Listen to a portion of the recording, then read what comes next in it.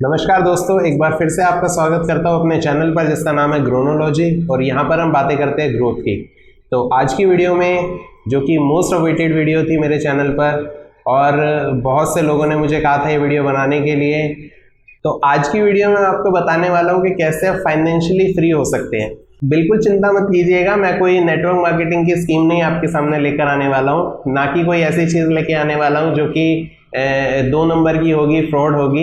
इस वीडियो में मैं आपको बताऊंगा कि किस तरीके से हम बहुत कम पैसे इन्वेस्ट करके हम एक बड़ा कॉर्पस इकट्ठा कर सकते हैं, जो कि हम अपने लिए भी इस्तेमाल करेंगे और अपने बाद अपने आने वाली जनरेशन्स को जब देंगे तो हम उनको सिखाएंगे कि उस पैसे को किस तरीके से इस्तेमाल करें ताकि वो पैसा इस्तेमाल भी करने पाएंगे और वो पैसा कभी ख़त्म भी नहीं होगा। यू वोंट बिलीव, आपकी पुश्तों तक में पैसा ख़त्म नहीं होगा।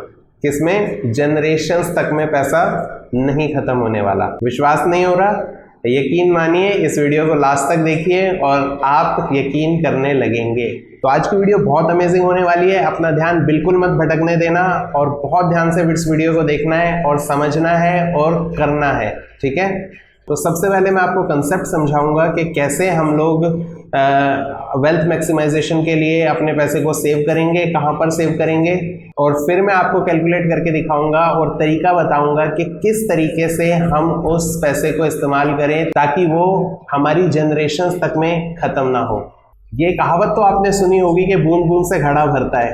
तो आज हम वाकई में देखेंगे कि कैसे घड़ा भरता है और हम अपने घड़े को ऐसे भरेंगे कि वो घड़ा कभी फिर ख़त्म नहीं होने का। ठीक है? तैयार है? तो आइए शुरू करते हैं। तो सबसे पहले मैं आपको कंसेप्ट समझाऊंगा कि हम एक्चुअल में क्या करने वाले हैं। अभी हम क्या करेंगे, हम अपने पैसे को मंथली इन्वेस्ट करेंगे, जिसको हम सिस्टमैटिक इन्वेस्टमेंट प्लान बोलते हैं। शॉर्ट फॉर्म में इसको सिप बोला जाता है। इसका मतलब ये होता है कि हम महीने दर महीने एक अमाउंट जो कि हमारा प्री डिसाइडेड होता है, हम उसको एक ऐसे फंड में इन्वेस्ट करते हैं जो कि हमें पता है कि भविष्य में ग्रो करेगा। अभी बहुत सारे म्यूचुअल फंड्स आपके सामने होंगे, लेकिन हम म्यूचुअल फंड्स में नहीं जाएंगे, हम इंडेक्स फंड की बात कर रहे हैं। इंडेक्स फंड क्या रहेगा? इंडेक्स फंड वो फंड होता है जो कि हमारे मेजर इंडेक्सेस में आई हुई कंपनीज को लेकर एक फंड तैयार किया जाता है। अब हमारे मेजर इंडेक्सेस कौन से हैं? वैसे तो बहुत सारे इंडेक्स हैं, लेकिन कुछ एक इंडेक्स जो है बहुत कॉमन है, आपने नाम भी उनका सुना होगा। जैसे सेंसेक्स है, वो एक इंडेक्स है जो कि बॉम्बे स्टॉक एक्सचेंज का एक मेजर इंडेक्स है। ऐसे ही निफ्टी 50 एक इंडेक्स है जो कि नेशनल स्टॉक एक्सचेंज का मेजर इंडेक्स है। बीएसई का है सेंसेक्स, इसके अंदर 30 टॉप कंपनीज होती हैं और एनएससी ने निफ्टी बनाया है, इसमें 50 टॉप कंपनीज जो कि भारत की मेजर कंपनीज हैं, वो कंपनीज का ग्रुप होता है ये। और ये मेजर कंपनीज उनके मार्केट कैपिटलाइजेशन के ऊपर होता है कि उनमें मार्केट में कितना कैपिटल इन्वॉल्व है, उसके बिना पर इनकी क्लासिफिकेशन की जाती है और जो टॉप 50 कंपनीज हैं उनका एक ग्रुप बनाया जाता है और उस ग्रुप को हम निफ्टी बोलते हैं। जो 30 कंपनीज हैं उसके ग्रुप को हम सेंसेक्स बोलते हैं। सेंसेक्स की जो 30 कंपनी है वो निफ्टी की 50 कंपनीज में भी आती हैं, इसमें 20 कंपनीज और एक्स्ट्रा होती हैं।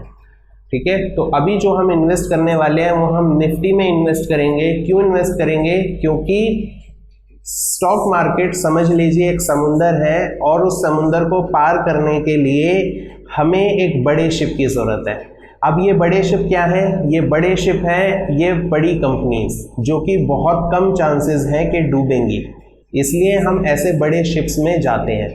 अभी क्या रहेगा कि जब हम इन बड़े शिप्स में सवार हो जाते हैं तो स्टॉक मार्केट है, समुंदर है, तो तूफान आएगा, ऊपर और नीचे होती है, बहुत सारे लोग इस वजह से डर जाते हैं। लेकिन अब जबकि हमारे पास एक बड़ी शिप है और एक नहीं 50 शिप्स हैं, तो समुंदर में जब तूफान आएगा तो कुछ एक शिप्स हैं जो कि डूब सकती हैं, वो भी नहीं होगा क्योंकि ये बहुत बड़ी कंपनीज हैं, तो इनके ऊपर इफेक्ट नहीं होता है मार्केट के ऊपर और नीचे होने का। लेकिन अगर फिर भी होता है तो 1 या 2 या 3 या 4 मैक्सिमम कंपनीज के ऊपर इम्पैक्ट आता है। अदरवाइज मोस्टली हमारी जो है 90 to 95% हमारी कैपिटल है वो सेफ रहेगी। तो सेफ्टी पॉइंट ऑफ व्यू से मैंने आपको समझा दिया कि हम निफ्टी इंडेक्स फंड के अंदर इन्वेस्ट करने वाले हैं। अभी इंडेक्स फंड में हमारा क्या रेट ऑफ रिटर्न आता है तो वो हमने कैलकुलेट किया था, हमने सेंसेक्स का रेट ऑफ रिटर्न कैलकुलेट किया था। इससे जो पहले मैंने वीडियो अपलोड की है उसमें आप देख सकते हैं, लिंक मैं डिस्क्रिप्शन में डाल दिया है, उसको ज़रूर आप वीडियो को देख लें। उसमें आपको बेहतर से समझ में आएगा कि कैसे हम एक अच्छा रेट ऑफ रिटर्न मार्केट से ले सकते हैं। और जब हमने इसको कैलकुलेट किया तो हमने पाया कि मार्केट हमें चाहे ऊपर थी, चाहे नीचे थी, चाहे बढ़ी थी, चाहे गिरी थी, 1 बार, 100 बार, 1000 बार, कितनी बार भी मार्केट गिरी, कितनी बार भी उठी, लेकिन उसने हमें ईयरली 17% का रेट ऑफ रिटर्न दिया। ये मैं फिर से आपको एक बार कैलकुलेट करके दिखाऊंगा। तो कंसेप्ट ये है कि अगर हम 17% का रेट ऑफ रिटर्न लेते रहे मार्केट से ओवर नेक्स्ट 30 ईयर्स, तो एक कॉर्पस हमारे पास, एक अमाउंट हमारे पास, बड़ा अमाउंट इकट्ठा हो जाएगा। उस अमाउंट को हम किस तरीके से इस्तेमाल करेंगे कि हम उसको यूज़ भी कर पाएँ और वो पैसा बढ़ता भी रहे। ठीक है, तो ये एक कैलकुलेशन है जो कि मैं आपको आज सिखाने वाला हूँ, और इसमें कोई रॉकेट साइंस नहीं है। जैसे 2 + 2 होता है 4, वैसे ही ये कैलकुलेट मैंने करके दिखाया है, आपको बहुत इजी से समझ में आएगा। इसमें ना तो कोई जादू है, ना तो कोई हेरफेर है, ये मैथ्स है, ये सिखाता है। तो अगर हम 17% रेट ऑफ रिटर्न मार्केट से लेते रहेंगे, ये पैसा कभी नहीं खत्म होने का। कैलकुलेशन शुरू करने से पहले मैं एक बार फिर से आपको दिखा देता हूं कि मार्केट क्यों हमें 17% का रिटर्न देगी। 1980 के अंदर सेंसेक्स स्टार्ट हुआ 100 पॉइंट से। आज सेंसेक्स की वैल्यू तकरीबन, अगर हम देखें गूगल पे सर्च करके, what is Sensex today, Sensex today is something 58,305, 58,305। ठीक है, ऑन आज मैं वीडियो रिकॉर्ड कर रहा हूँ, ये वीडियो मैं 9 सितंबर 2021 को रिकॉर्ड कर रहा हूँ। 1980 में सेंसेक्स 100 पे था, और आज जब मैं वीडियो रिकॉर्ड कर रहा हूँ 9 सितंबर 2021 को, तो सेंसेक्स है 58,305। अभी मेरे को इसका रेट कैलकुलेट करना है, तो रेट कैलकुलेट करने के लिए मुझे टाइम पहले कैलकुलेट करना पड़ेगा। तो टाइम ऑलमोस्ट 41 ईयर्स हो चुके हैं सेंसेक्स को स्टार्ट हुए। अब भी अगर मैं इसका रेट कैलकुलेट करूँगा, तो रेट कैलकुलेट करने के लिए मुझे रेट का फॉर्मूला लगाना पड़ेगा, रेट, और अभी ये मेरे से नंबर ऑफ पीरियड पूछ रहा है, तो नंबर ऑफ पीरियड मेरे पास थे 41। अब पीएमटी मुझसे पूछ रहा है, तो पर मंथ हमने कुछ नहीं दिया है। प्रेजेंट वैल्यू हमने, फ़र्ज़ कीजिए 100 रुपये उस वक्त इन्वेस्ट करे थे, तो -100 हम कर देंगे, और फ्यूचर वैल्यू हमारे पास हो गई है ये 58,305। ठीक है, टाइप की ज़रूरत नहीं है क्योंकि पर मंथ की कोई इंस्टॉलमेंट नहीं जा रही है। तो यहाँ पर रेट आता है 17%। 17% रेट। अभी सोचिए 1980 के बाद से मार्केट कितनी बारी बहुत बुरी तरह क्रैश हुई है, कितनी बार मार्केट ने पीक दिखाया है, लेकिन फिर भी अगर 17% रेट ऑफ रिटर्न मार्केट देती थी तो जो 100 रुपये थे वो बढ़कर आज 58,300 हो चुके होते, मतलब तकरीबन 583 टाइम्स आपका पैसा हो चुका होता। तो फर्ज कीजिए यहाँ आज से हमने अपनी इन्वेस्टमेंट स्टार्ट की और प्रेजेंट वैल्यू मेरे पास थी 0, मैंने कुछ अलग से नहीं इन्वेस्ट करा, रेट मैंने लिया 17% एज पर अवर कैलकुलेशन। पीएमटी मैंने लिया -5,000 क्योंकि हम 5,000 देने वाले हैं हर महीने। नंबर ऑफ ईयर्स लिए हमने नेक्स्ट 30 ईयर्स, ज़्यादा नहीं, सिर्फ 30 साल के लिए हम इन्वेस्ट करने वाले हैं। तो हम इसकी फ्यूचर वैल्यू कैलकुलेट करेंगे। फ्यूचर वैल्यू कैलकुलेट करने के लिए हम फ्यूचर वैल्यू का फॉर्मूला लगा सकते हैं यहाँ पर, जिसमें कि रेट होगा 17% डिवाइडेड बाय 12, क्योंकि मंथली हम इन्वेस्ट कर रहे हैं। नंबर ऑफ पीरियड हो जाएंगे हमारे पास 30 ईयर्स इंटू 12, क्योंकि हम एक साल में 12 बार पैसे इन्वेस्ट कर रहे हैं। मंथली इंस्टॉलमेंट हमसे पूछ रहा है तो हम यहाँ पे डाल देते हैं D4 यानी -5,000, और प्रेजेंट वैल्यू हमारे पास कुछ भी नहीं है, 0 है। टाइप है, हमने बिगनिंग ऑफ द पीरियड में पैसा दिया है तो 1 लगा देंगे यहाँ पर। अभी जब हमने इसको ब्रैकेट क्लोज करके हम इसको एंटर करेंगे तो ये अमाउंट तकरीबन हमारे पास हो जाएगा 5,62,88,320। तकरीबन 5,62,62,00,000 रुपए। अच्छा लगा, एक वेल्थ इकट्ठी की। अभी मेरे पास 5.62 करोड़ इकट्ठा हो चुका है। तो कंसेप्ट समझते हैं, 5,62,62,00,000 रुपए कोई बोलेगा कि मेरे लिए ही बहुत है। मान लीजिए आपकी आज एज 30 ईयर्स है या 20 ईयर्स है, तो आपके पास तकरीबन 50 या 60 साल की उम्र में ये पैसा इकट्ठा हो जाएगा। अब इसको आप खुद खर्चना चाहें तो खुद भी खर्च सकते हैं, लेकिन मैं एक ऐसा तरीका बताने वाला हूँ आपको जो कि अगर आप खुद करें फॉलो और अपनी आगे आने वाली जनरेशन्स को भी सिखाएं, अपने बच्चों को आप ये सिखाएं कि बेटा आपको इस तरीके से पैसे को डिवाइड करके खर्चना है, तो ये पैसा लिटरली कभी ख़त्म नहीं होने का। ठीक है, कभी ख़त्म नहीं होगा। अब वो कैसे करेंगे वो देखते हैं। हम लेने वाले हैं 12 साल के पीरियड्स अलग अलग। ठीक है, 12 ईयर्स के हम पीरियड्स लेंगे अलग अलग। ठीक है, मान लीजिए आज 30 साल मेरे पूरे हो गए हैं, 5,62,62,00,000 रुपए इकट्ठे हो चुके हैं मेरे पास। मैंने क्या करा, अब अगले 12 साल के लिए इस पैसे को स्पेंड करना है और इस पैसे को बढ़ाना भी है। तो मैं क्या करूँगा, इस पैसे को 2 में डिवाइड कर लूँगा। ठीक है, तो 5,62,62,00,000 को तकरीबन ये हो जाएगा 2,80,00,000 के आसपास। ठीक है, 2.80 करोड़ के इसके 2 पार्ट्स हो जाएंगे। इस पैसे को हम क्या करेंगे, हम एक मंथली एन्युटी बना लेंगे कि ये पैसा हमें मंथली कुछ कुछ अमाउंट इसका मिलता रहे, जो कि हर महीने हमें मिले और 12 साल में ये पैसा ज़ीरो हो जाए। ठीक है, 12 ईयर्स में ये पैसा ख़त्म हो जाए और इस पैसे को हम एज इट इज़ निफ्टी में ही छोड़कर रखेंगे। इसे ना निकालना है, ना टच करना है, कुछ नहीं करना है, ये वहीं पर ही बढ़ता रहेगा। और ये वहाँ पर कितने % से बढ़ रहा है, क्योंकि मार्केट हमें 17% रेट ऑफ रिटर्न दे रही है। अभी मैंने 12 साल क्यों लिए, इसका रीज़न है क्योंकि 12 साल मार्केट को पूरी साइकिल कंप्लीट करने के लिए, अगर पीक है तो दोबारा पीक पे आता है, बॉटम है तो दोबारा बॉटम पे आता है, एक तरीके से 12 साल को उसका साइकिल पूरा कंप्लीट हो जाता है।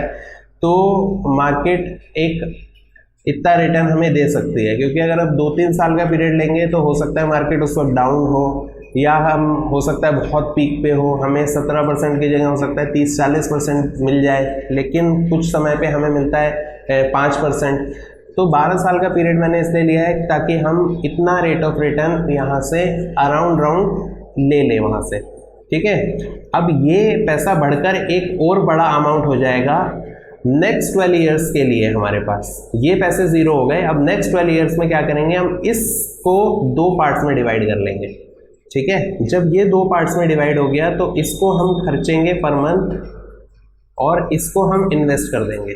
ठीक है, ये वैसे इन्वेस्टेड ही रहेगा और ये वाला जो पैसा है ये हम इन्वेस्टेड छोड़ देंगे एज इट इज़, ये और बढ़ता रहेगा। ठीक है, समझ गए कंसेप्ट क्या है। हम हर 12 साल में पैसे को हाफ डिवाइड करेंगे और आधे को निकालकर हम खर्चा करेंगे, हर महीने उसमें से पैसा निकालेंगे।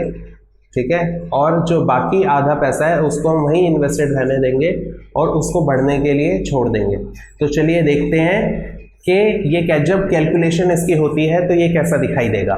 अभी ये 5,62,00,000 इकट्ठा हो गया तो अमाउंट टू बी स्पेंड पे आ जाते हैं। मैंने इसमें देखो 2 कॉलम्स बना रखे हैं, अमाउंट टू बी स्पेंड और leave untouched for next 12 years. ठीक है, ये हमें 12 साल में पैसा खर्चेंगे यहाँ पर और ये हम इन्वेस्टेड छोड़ देंगे। यहाँ पर मैंने 2 रेट भी लिए हैं, तो ये भी मैं आपको बताऊंगा कि यहाँ पर हम क्या करने वाले हैं। अभी क्या होता है कि पहले हम इसको डिवाइड कर लेते हैं 2 में, तो इस पैसे को मैंने डिवाइड करा, डिवाइडेड बाय 2, एंटर हुआ, ये 2,81,00,000 के आसपास आ गया। ठीक है, ऐसे ही इस आधे पैसे को भी मैंने क्या करा, डिवाइड कर लिया, इसके भी मैंने यहाँ पर भी आधा आ गया। ठीक है, 2,81,44,160 यहाँ पर भी आ गए हैं, यहाँ पर भी आ गए हैं। अब 2,81,00,000 मेरे पास आ गया, मैं क्या करूं, इसको कैश ले जाके अपने घर पे रख दूं और अलमारी में से निकाल के खर्चता रहूं? नहीं, क्योंकि हम मार्केट के आदमी हैं, हम इस पैसे को या तो बैंक में रखेंगे या किसी अच्छे डेट फंड में रखेंगे, जो कि हमें मंथली उसमें से पैसा देता भी रहे और हमारा पैसा सेफ भी रहे। क्योंकि 2,81,00,000 रुपए मैं अपने घर पर नहीं रख सकता हमेशा के लिए। मैं क्या करूँगा, मैंने इसको अच्छे डेट फंड में रख लिया और अच्छे डेट फंड में रखने से मेरे को जो मंथली इंटरेस्ट मिलता है, जो कि बहुत ज़्यादा फ्लक्चुएशन उसमें नहीं होती, हमें 8 से 10% के बीच में वहां पर रिटर्न मिलता है, तो एक 9% कैलकुलेशन के लिए मैं पकड़ लेता हूँ। और ये पैसा जो था हमारा, जो 2,81,00,000 दूसरा पोर्शन जो बचा हुआ था, वो हमने एज इट इज छोड़ दिया, वो 17% के हिसाब से बढ़ रहा है मार्केट में। एन्युटी का मतलब होता है जो हमें पर मंथ हम देते हैं या हमें मिलता है, मतलब मंथली जब भी चीजें बनती हैं तो उसको एन्युटी बोला जाता है। तो मैंने ब्रैकेट में पर मंथ भी लिख दिया है। अभी इस पैसे को हमें करना है जीरो, खर्चना भी तो है ना, पैसा जोड़ते किस लिए, खर्चने के लिए जोड़ते हैं, तो जोड़ेंगे क्योंकि खर्च पाए। अब किसको खर्चेंगे, कैसे तरीके से खर्चेंगे कि 2,81,00,000 अगले 12 साल में बन जाए कितना, जीरो। तो फ्यूचर वैल्यू हमारे पास हो जाएगी जीरो, प्रेजेंट वैल्यू हमारे पास ये रहेगी, टाइम पीरियड हो गया 12 साल, रेट ऑफ रिटर्न हो गया 9%। ठीक है, तो हम पीएमटी निकाल सकते हैं यहाँ पर, क्योंकि हमें पर मंथ की ट्रांजैक्शंस निकालनी है।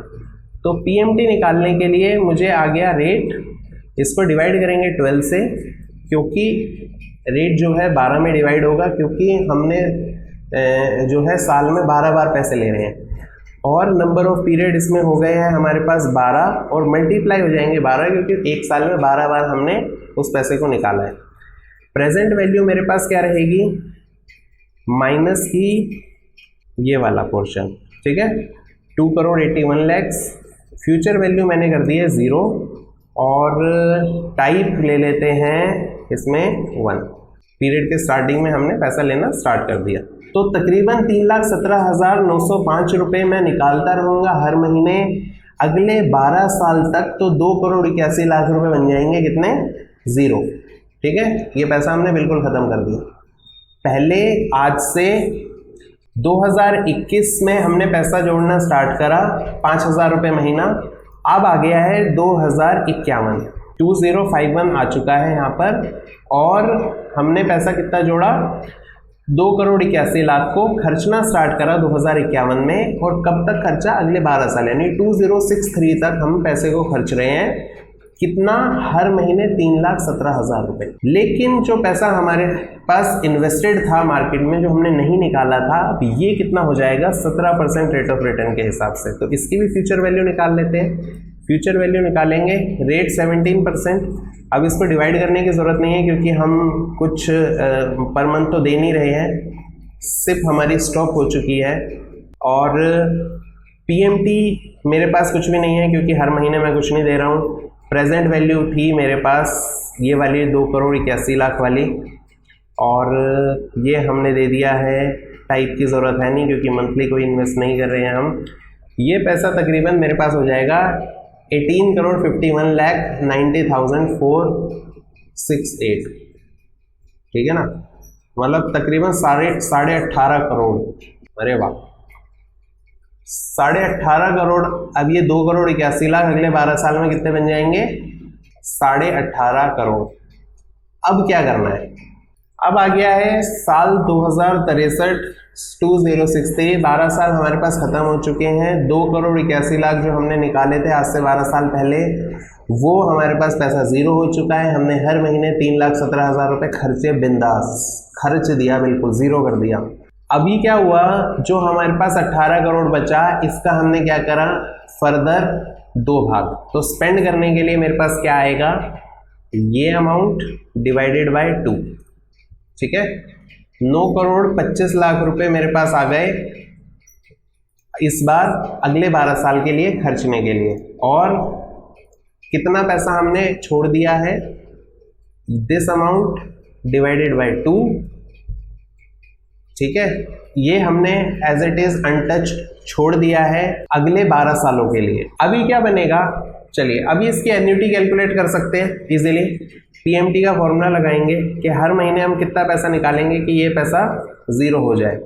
वही अच्छे डेट फंड में हमने पैसे को रखा है और डिवाइडेड बाय 12 कर दिया है।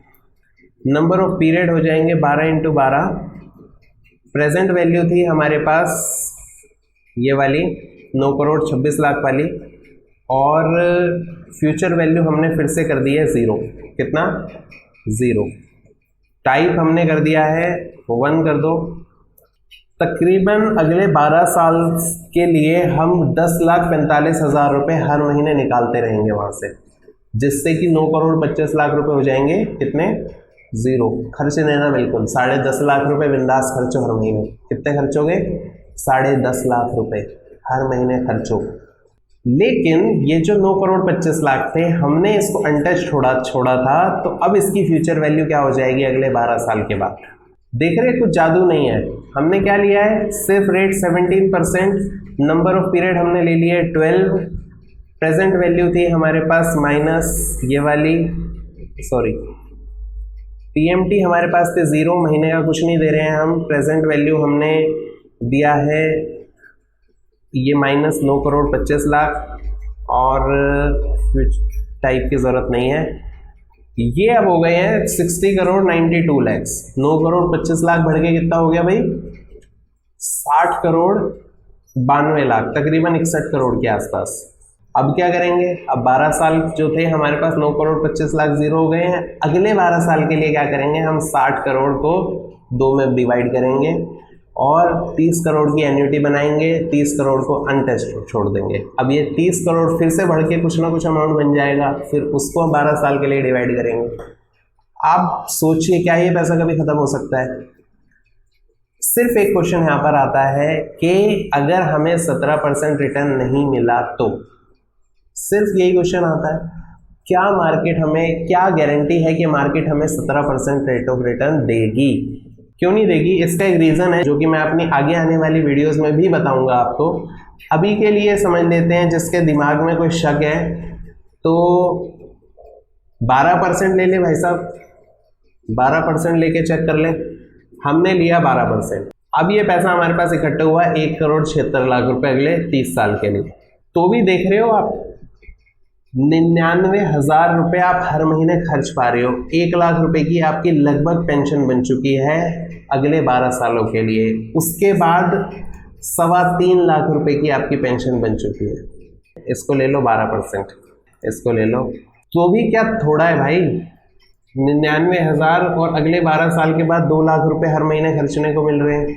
उसके बाद में फिर ये और बढ़ जाएगा, उसके बाद में फिर और बढ़ जाएगा, उसके बाद में फिर और बढ़ जाएगा, कभी एंड नहीं होने का। 2-4% ऊपर नीचे हो जाए, लेकिन जो मैं आपको समझाना चाहता हूँ वो ये है कि आप इस छोटे छोटे कंपाउंडिंग की पावर को समझिए।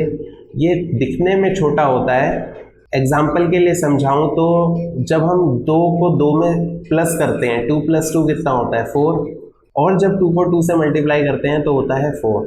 अभी कोई बोले कि हम क्यों मल्टीप्लाई करें जब हमारे पास बराबर ही आना है तो, लेकिन जब हम उसमें एक और 2 मिलाते हैं तो 2 + 2 + 2 होता है 6, लेकिन 2 × 2 होता है 8। उसके एक और स्टेप अगर आगे लेकर आते हैं तो प्लस वाले केस में 8 बनेगा और मल्टीप्लाई वाले केस में 16 बनेगा।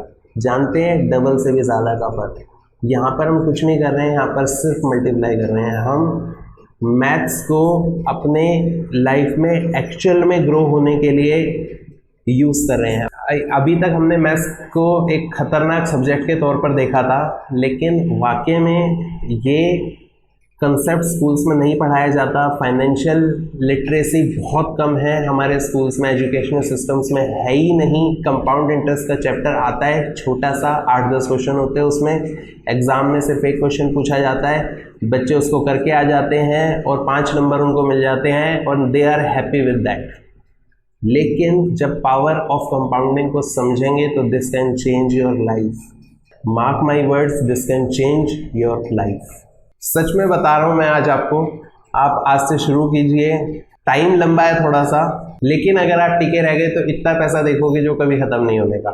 अगले 200 साल की कैलकुलेशन करके दिखाता हूँ मैं आपको। एक शीट पे मैंने बना रखी है, सेम कैलकुलेशंस है, 12% के हिसाब से करके दिखाया है मैंने। 2021 में मैंने आज से पैसे इन्वेस्ट करने शुरू करे, इन्फ्लेशन एडजस्टेड। 4 से 5% इन्फ्लेशन होता है जो कि हमने एडजस्ट किया है। यहाँ पर 15-16% मार्केट देती है। 12% मैंने रेट ऑफ रिटर्न कैलकुलेट करा लेकर कैलकुलेशन अपनी की है। 5,000 रुपये महीने में हम इन्वेस्ट कर रहे हैं अगले 30 साल तक, और फिर हम अपने सिप को स्टॉप कर देने वाले हैं। और हमने देखा 2051 में अगले 12 साल के लिए हम 99,000 रुपये हर महीने लेने वाले हैं। उसके बाद में 1,94,000, उसके बाद अगले 12 साल में हम लेंगे 3,78,000 रुपये, और ये चलते चलते चलते 2019 तक मैंने कैलकुलेट किया है, ये मैंने 2219 तक कैलकुलेट करा है। आज है 2021, यानी तकरीबन 198 ईयर्स आफ्टर। और आप जानते कितना हो जाएगा? दिस अमाउंट वुड बी, जो भी इस अमाउंट को गिन सकता है वो मेरे को वो कमेंट बॉक्स में कैलकुलेट करके बताएं। और उसके बाद अगले 12 साल में कितना पैसा हमारे पास इकट्ठा हो जाएगा, उसको भी आप कमेंट बॉक्स में मुझे कमेंट करके बताइए कितना पैसा हो चुका है। ठीक है, इन्फ्लेशन एडजस्टेड है, सब कुछ है यहाँ पर, आपको ज़रूरत है सिर्फ स्टार्ट करने की। मैं कहता हूँ कोई भी बंदा आज फाइनेंशियल फ्रीडम को अचीव कर सकता है अगर वो बेसिक फाइनेंशियल लिटरेसी को रखे तो। आशा करता हूँ आपको ये सब कैलकुलेशन समझ में आई होंगी। और साथ ही अगर कोई भी क्वेश्चंस है, आपके कोई भी डाउट्स हैं, तो प्लीज़ कमेंट बॉक्स में मुझसे पूछ सकते हैं।